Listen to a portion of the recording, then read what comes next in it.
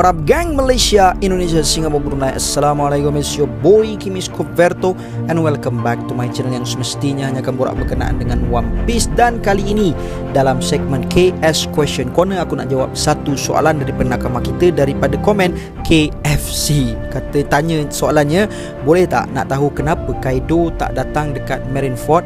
Dia kan sama kru dengan Whitebeard. So guys, untuk soalan ni pada faktanya kita tahu bahawa memang Kaido dia berhasrat untuk datang pergi ke Marineford, tapi dia dihalang oleh Shanks lah daripada datang ke Marineford. Cumanya kita tak tahu apa yang telah berlaku antara Shanks dengan Kaido dekat sana.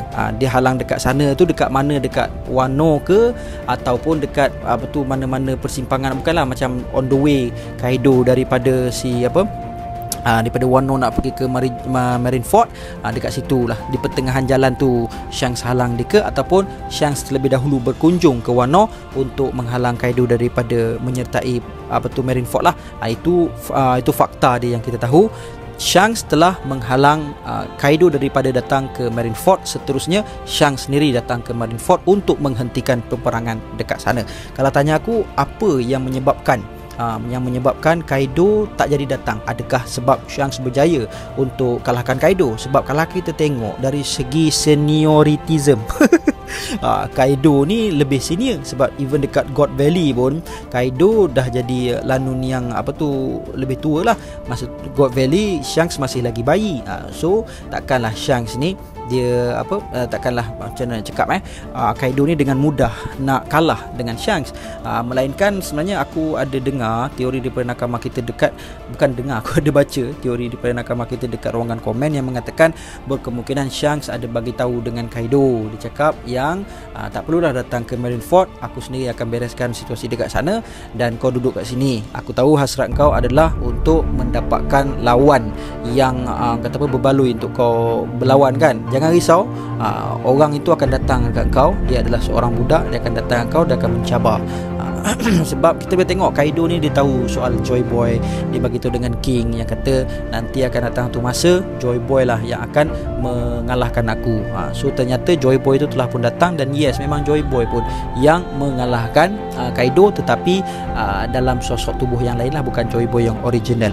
Jadi untuk dia datang ke Marineford tu, memang kalau dia nak datang pun sebenarnya bukan dia datang untuk selamatkan Whitebeard pun kan, tapi dia datang itu sebab dia nak lawan dengan Whitebeard. Sebelum Whitebeard ni mati, aku nak lawan dengan dia supaya sama ada aku pun boleh mati di tangan Whitebeard ataupun aku orang yang membunuh Whitebeard. Sebab dia ni cakap lanu-lanu ni yang legend, yang otai-otai ni, diorang ni lebih ke arah situ. Kita boleh tengok Roger sendiri dia berhasrat untuk lawan dengan Garp kan. Garp sebab masa sebelum kedatangan Whitebeard Pirates datang ke satu pulau yang belum diketahui ni kan, si Roger sebelum itu dah pun berjaya mengalahkan ada satu battalion ke ataupun satu kapal daripada Marine yang cuba untuk menangkap Roger, tapi Roger berjaya mengalahkan diorang, dan kemudian Roger cekak diorang punya jaket ataupun diorang punya coat kan. Dia kata kalau nak tangkap aku, bagus kau hantar Sengoku pun Garp. Jadi dekat situ kita boleh tengok diorang punya rivalries ni begitu. Diorang suka berbunuhan antara satu sama lain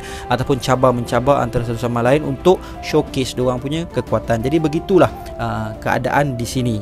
Cumanya kalau nak menjawab balik soalan tadi tu, dia tak datang. Kalau kenapa Kaido tak datang dekat Marineford, jawapan dia adalah dia dihalang oleh Shanks. So I guess jawapan aku ni menjawab apa yang ditanya. So kepada korang yang ada pandangan lain terhadap jawapan aku, sila tinggalkan di ruangan komen, atau kalau korang nak aku bacakan soalan korang, ataupun kalau korang ada teori, korang boleh tinggalkan di ruangan komen, khususnya di video-video spoiler chapter, full spoiler chapter ataupun chapter review ataupun teori chapter. Sebab kat situ aku akan ambil take out dan jadikan video seperti ini. So guys, I guess that's all I have untuk perkongsian kita pada kali ini. See you guys in the next content, and until then my gang, there is no God except Allah. Assalamualaikum warahmatullahi